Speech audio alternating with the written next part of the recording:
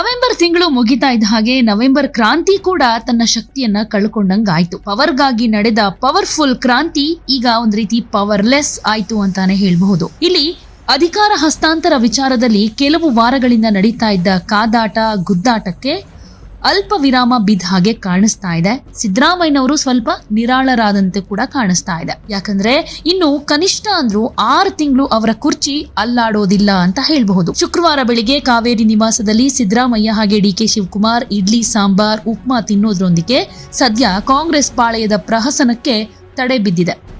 ಉಪಹಾರ ಸಭೆ ಮುಗಿತಾ ಇದ್ದ ಹಾಗೆ ಇಬ್ಬರು ಜಂಟಿ ಸುದ್ದಿಗೋಷ್ಠಿ ನಡೆಸಿ ಒಗ್ಗಟ್ಟಿನ ಮಂತ್ರವನ್ನು ಜಪಿಸಿದ್ದಾರೆ. ಶುಕ್ರವಾರ ಸಂಜೆ ತನಕ ಕರ್ನಾಟಕ ರಾಜಕೀಯದ ಬೆಳವಣಿಗೆ ನೋಡಿದವರಿಗೆ ಕೆಲವೇ ದಿನಗಳಲ್ಲಿ ಏನೋ ಆಗ್ಬಿಡುತ್ತೆ ಅನ್ನೋ ತರ ಇತ್ತು. ಆದ್ರೆ ಈಗ ಎಲ್ಲವೂ ಚೇಂಜ್ ಆಗಿದೆ. ಈ ಸಲ ಅಂತೂ ಸಿಎಂ ಕುರ್ಚಿಯಲ್ಲಿ ಕೂತೆ ಕೂರ್ತೀನಿ ಅಂತ ಹೋರಾಟ ಮಾಡ್ತಾ ಇದ್ದಂತಹ ಬಂಡೆ ಈಗ ಮೆತ್ತಗಾಗಿದೆ. ಸಿದ್ದರಾಮಯ್ಯ ಮತ್ತೆ ಪಂಚೆ ಎತ್ಕಟ್ಟಿ ಚುನಾವಣೆ ಸುದ್ದಿ ಎತ್ತಿದ್ದಾರೆ. ಬೀಸೋ ಕತ್ತಿಯಿಂದ ಅಂತೂ ಪಾರಾಗಿದ್ದಾರೆ. ಸದ್ಯ ಅಧಿಕಾರ ಹಸ್ತಾಂತರಕ್ಕೆ ಇದು ಒಳ್ಳೆ ಟೈಮ್ ಅಲ್ಲ ಅಂತ ಹೈಕಮಾಂಡ್ ನಾಯಕರು ಹೇಳಿದ್ದಾರೆ ಅನ್ನೋ ಮಾತು ಕೇಳಿ ಬರ್ತಾ ಇದೆ. ಸೊ ಮುಂದಿನ ದಿನಗಳಲ್ಲಿ ಯಾವುದೇ ತೊಂದರೆ ಇಲ್ಲದೆ ಯಾರಿಗೂ ನೋವಾಗದ ಹಾಗೆ ಅಧಿಕಾರ ಹಸ್ತಾಂತರ ಮಾಡೋದಕ್ಕೆ ಹೈಕಮಾಂಡ್ ಯೋಚನೆ ಮಾಡಿದೆ. ಯಾಕಂದ್ರೆ ಇದು ಬೆಣ್ಣೆಯಿಂದ ಕೂದಲು ತೆಗೆದ ಹಾಗೆ ಮಾಡಬೇಕಾಗಿರೋ ಕೆಲಸ.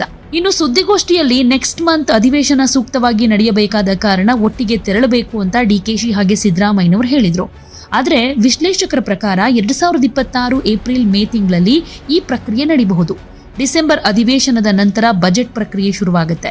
ಮಾತಿನ ಸಂದರ್ಭದಲ್ಲಿ ಸಿದ್ದರಾಮಯ್ಯನವರು ಇದನ್ನ ಹೇಳಿದ್ರು. ಸ್ಥಳೀಯ ಸಂಸ್ಥೆ ಚುನಾವಣೆ ಬಗ್ಗೆ ಕೂಡ ಹೇಳಿದ್ರು.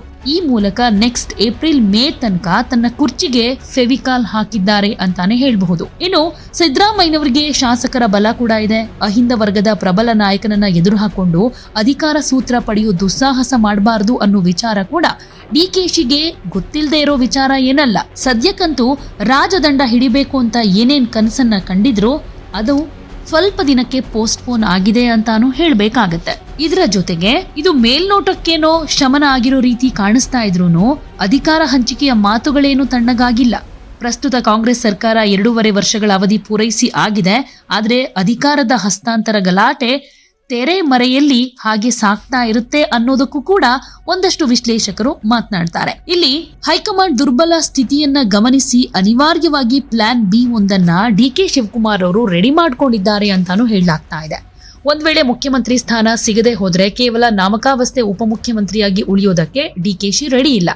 ಬದಲಿಗೆ ಕೆಪಿಸಿಸಿ ಅಧ್ಯಕ್ಷ ಸ್ಥಾನ, ಏಕೈಕ ಉಪಮುಖ್ಯಮಂತ್ರಿ ಹುದ್ದೆ ಹಾಗೆ ಬೆಂಬಲಿಗರಿಗೆ ಪ್ರಮುಖ ಖಾತೆಗಳು ಅನ್ನೋ ಪ್ಯಾಕೇಜ್ ಮೂಲಕ ಸರ್ಕಾರ ಮತ್ತು ಪಕ್ಷದ ಮೇಲೆ ಸಂಪೂರ್ಣ ಹಿಡಿತ ಸಾಧಿಸೋ ತಂತ್ರಗಾರಿಕೆಯನ್ನ ರೂಪಿಸಿಕೊಂಡಿದ್ದಾರೆ. ಸದ್ಯಕ್ಕೆ ಬೆಳಗಾವಿ ಅಧಿವೇಶನ ಇರೋದ್ರಿಂದ ಪ್ರತಿಪಕ್ಷಗಳ ತಂತ್ರಗಾರಿಕೆಯ ಇಕ್ಕಟ್ಟಿಗೆ ಸಿಲುಕೋ ಬದಲು ಅದರಿಂದ ಪಾರಾಗೋದಕ್ಕೆ ಸಿದ್ದರಾಮಯ್ಯ ಹಾಗೆ ಡಿಕೆ ಶಿವಕುಮಾರ್ ಒಗ್ಗಟ್ಟಿನ ಮಂತ್ರ ಜಪಿಸಿದ್ದಾರೆ ಎನ್ನಲಾಗ್ತಿದೆ. ಡಿಕೆ ಶಿವಕುಮಾರ್ ರಾಜಕೀಯ ತಂತ್ರಗಾರಿಕೆಯಲ್ಲಿ ಪಳಗಿರೋ ಹಿನ್ನೆಲೆಯಲ್ಲಿ ಅವರಿಗೂ ಮುಖ್ಯಮಂತ್ರಿ ಸ್ಥಾನ ಅಷ್ಟೊಂದು ಸುಲಭಕ್ಕೆ ಸಿಗೋದಿಲ್ಲ ಅನ್ನೋ ಅರಿವಿದೆ.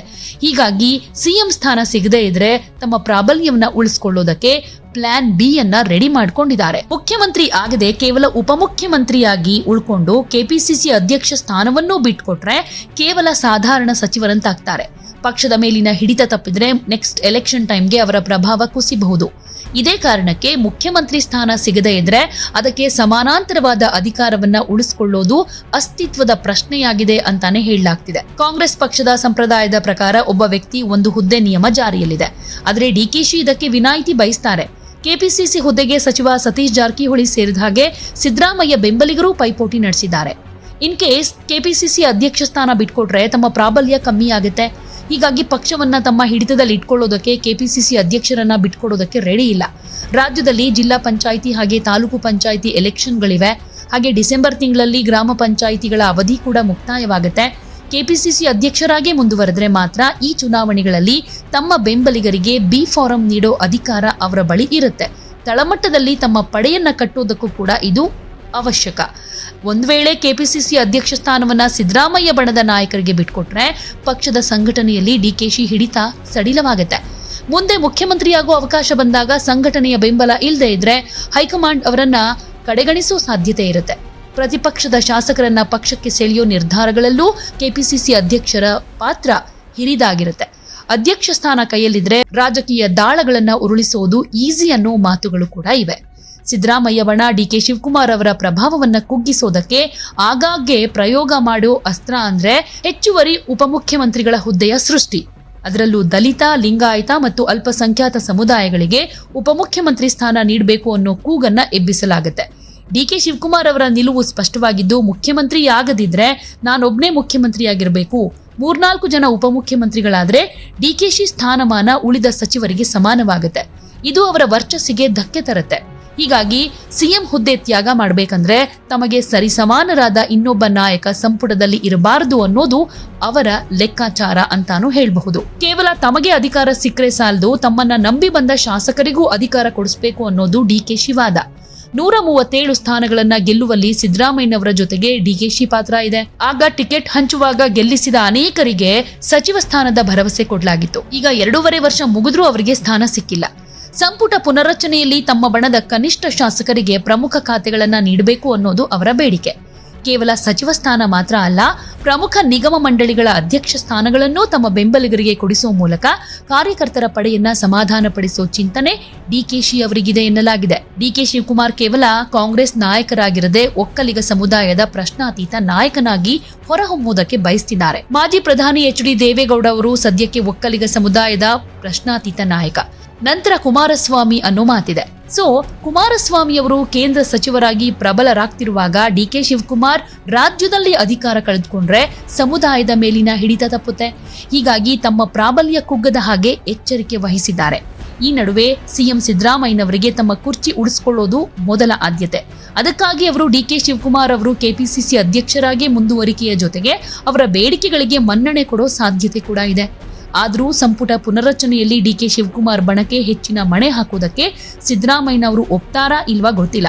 ಡಿಕೆ ಶಿವಕುಮಾರ್ ಬಣದ ಪ್ರಾಬಲ್ಯ ಹೆಚ್ಚಾದ್ರೆ ಆಡಳಿತ ನಡೆಸೋದು ಸಿದ್ದರಾಮಯ್ಯನವರಿಗೆ ಕಷ್ಟವಾಗಬಹುದು.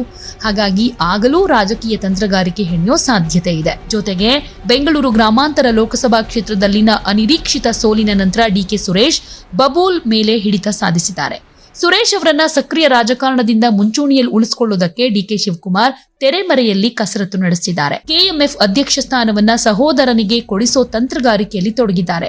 ಸಿಎಂ ಸ್ಥಾನ ತ್ಯಜಿಸಿದ್ರೆ ಈ ಬೇಡಿಕೆಯನ್ನ ಮುಂದಿಡೋ ಸಾಧ್ಯತೆ ಇದೆ.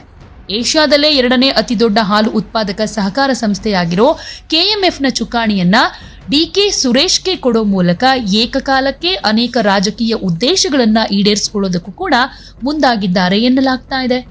ಇನ್ನು ಕೇಂದ್ರದಲ್ಲಿ ಎಚ್.ಡಿ. ಕುಮಾರಸ್ವಾಮಿ ಬೃಹತ್ ಕೈಗಾರಿಕಾ ಸಚಿವರಾಗಿ ಪ್ರಬಲರಾಗಿದ್ದಾರೆ. ಮಂಡ್ಯ, ಬೆಂಗಳೂರು ಗ್ರಾಮಾಂತರದಲ್ಲಿ ಜೆಡಿಎಸ್ ಬಿಜೆಪಿ ಮೈತ್ರಿ ಇದೆ. ಇದನ್ನ ಫೇಸ್ ಮಾಡೋದಕ್ಕೆ ಡಿಕೆ ಶಿವಕುಮಾರ್ ಅವರಿಗೆ ಪ್ರಬಲ ವೇದಿಕೆ ಬೇಕು. ಕೆಎಂಎಫ್ ಮೂಲಕ ರೈತರಿಗೆ ಸಬ್ಸಿಡಿ, ಹಾಲಿನ ದರ ಹೆಚ್ಚಳದಂತಹ ಜನಪ್ರಿಯ ಘೋಷಣೆಗಳನ್ನ ಮಾಡಿ ಒಕ್ಕಲಿಗ ಸಮುದಾಯವನ್ನ ಮತ್ತೆ ಕಾಂಗ್ರೆಸ್ ಕಡೆಗೆ ಸೆಳೆಯೋದು ಶಿವಕುಮಾರ್ ಹೂಡಿರೋ ದೂರದೃಷ್ಟಿಯ ಲೆಕ್ಕಾಚಾರ ಅನ್ನೋದು ಕೂಡ ಇಲ್ಲಿ ಗೊತ್ತಾಗುತ್ತೆ. ಒಟ್ಟಾರೆ ಮುಖ್ಯಮಂತ್ರಿ ಸ್ಥಾನ ಇಲ್ಲದೆ ಇದ್ರೆ ಕೆಪಿಸಿಸಿ ಅಧ್ಯಕ್ಷ ಸ್ಥಾನ, ಪ್ರಬಲ ಖಾತೆಗಳನ್ನ ನೀಡೋ ಬೇಡಿಕೆಗಳು ಡಿಕೆ ಶಿವಕುಮಾರ್ ಅವರ ರಾಜಿ ಸೂತ್ರ ಅಂತ ಹೇಳ್ಬೋದು. ಪಕ್ಷದ ಮೇಲಿನ ಹಿಡಿತವನ್ನು ಬಿಡದೆ ಸರ್ಕಾರದಲ್ಲಿ ಸಮಾನಾಂತರ ಪ್ರಭಾವವನ್ನ ಕಾಯ್ದುಕೊಳ್ಳೋದು ಡಿಕೆಶಿ ಉದ್ದೇಶ. ಬೆಳಗಾವಿ ಅಧಿವೇಶನದ ನಂತರ ಅಥವಾ ಬಜೆಟ್ ನಂತರ ಮುಖ್ಯಮಂತ್ರಿ ಸ್ಥಾನ ಸಿಗದೇ ಇದ್ರೆ ಈ ಸೂತ್ರ ಅನುಷ್ಠಾನಕ್ಕೆ ಬರೋ ಸಾಧ್ಯತೆಯಂತೂ ಇದ್ದೇ ಇದೆ.